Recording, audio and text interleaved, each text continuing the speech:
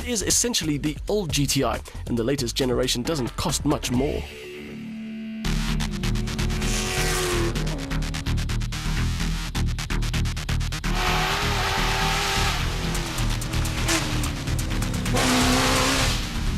The KwaZulu-Natal town of Pietermaritzburg is also known as Sleepy Hollow, which makes it an unlikely home for one of the country's premier motorsport teams. But it's here in a downtown Maritzburg workshop that South Africa's latest Dakar Rally challenger is being built. The workshop is the home of Neil Woolridge Motorsport, which campaigns the top flight Ford racing ranges in the local cross-country championship. Those ranges are at the core of the Ranger Dakar Challenger, which was created for international competition and is now undergoing final fettling, as Neil explains. They wanted us to design and develop the new T6 Ford Ranger. They wanted a car that was capable of racing anywhere in the world. It had to fit the FIA standards and ultimately be able to go to the Dakar Rally. So we started that project in 2011, and about 6 months into the project, Ford South Africa then said, okay, well, we also need 2 new cars. So the Dakar project, or the FIA project as we call it, was put on hold for a while we developed the South African version of the new Ranger. The Ranger campaigned in the South African cross-country series therefore became an integrated part of the overall Dakar project, and the vehicle shares many of the Dakar contenders' design principles. That includes the eventual choice of engine. We had to move our goalposts quite a lot because we started off, we were going to be a diesel. We're racing with a diesel, but then the FIA regulations changed quite considerably. Also, the pricing of racing a diesel was really, really expensive. Ford are renowned for their V8 engines. They're arguably one of the best in the world at that level. It's cheap, it's reliable, it fitted the regulations perfectly, so we changed tact and went with the V8 route.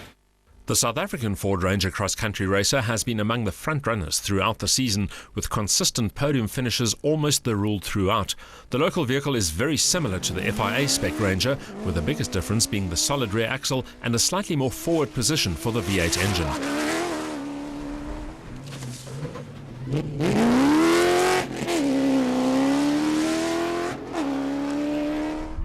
Former cross-country champions Chris Visser and Jaapie Badenhorst have had to focus on the local series, while also preparing for the unknown but certainly grueling challenge that is Dakar 2014.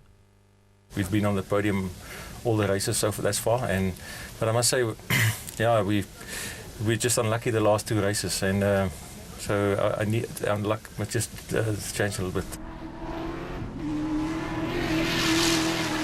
I don't think we could have asked for a better start to a brand new car, brand new project in the year that we've had. 6 events, 6 podiums, 2 overall wins.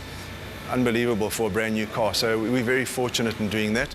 While campaigning the local car so successfully in the South African series has been invaluable in the development of the FIA spec Ranger, the varying terrain facing the team in the South American-based Dakar Rally meant that the Dakar Ranger had to be tested in more representative conditions. The area southwest of Walvis Bay in Namibia offered the perfect setting and also provided Argentinian Dakar ace Lucio Alvarez with a real opportunity to put the Dakar Ranger through its paces. Woolridge was not convinced at first. I really didn't want to go to Namibia. It was very expensive. Took a lot of time, 4 days to get there, 4 days to get back. I wasn't a great one wanting to go there, but in retrospect, when I look back, it was the best thing we ever did. The conditions in Namibia were unbelievable. And it was really, really a good test for the car. As I mentioned at the time, the car came through with flying colours. No major problems at all. With just one event left in the local cross-country championship, Visser and Badenhorst are no longer chasing the championship title, but will now be focusing on ending the season on a high note, while teammates Lance Woolridge and Ward Huxtable will be campaigning the FIA spec Ranger as part of the final run-up to Dakar.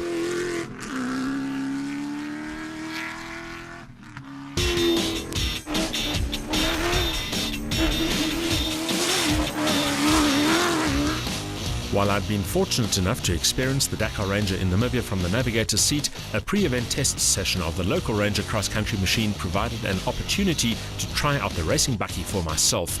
The short blast through the sugarcane showed just how rapid the Ranger really is, with loads of power and response, even at my somewhat slower and less proficient pace.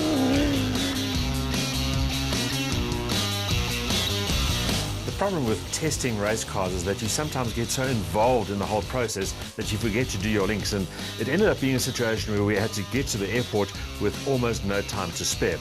So looking at this footage now, it's quite interesting just to remember what the vehicle was actually like. Of course, I never got to drive the actual Dakar unit, but I did sit in the navigator seat. And trying to compare the two, you have to say that, as everybody in fact has pointed out, the vehicles are quite similar. The rigid rear axle means that the car does feel a little bit more direct, a little bit looser, but also a little bit harder maybe at the back. But it is such a nicely sorted vehicle. The gearbox is perfect, the turn-in is nice and sharp. It's a very, very exciting vehicle to drive. Although, if you had to sit behind the wheel for an entire 16 days or whatever it takes to finish the Dakar, I think you might get just a little bit tired.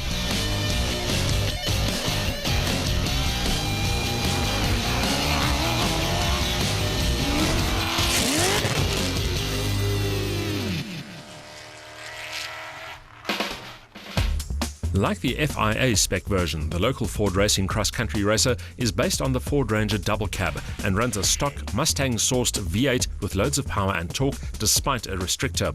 The biggest difference is the solid rear axle, which makes the vehicle less compliant at the rear but saves cost. The Dakar Challenger also carries more fuel.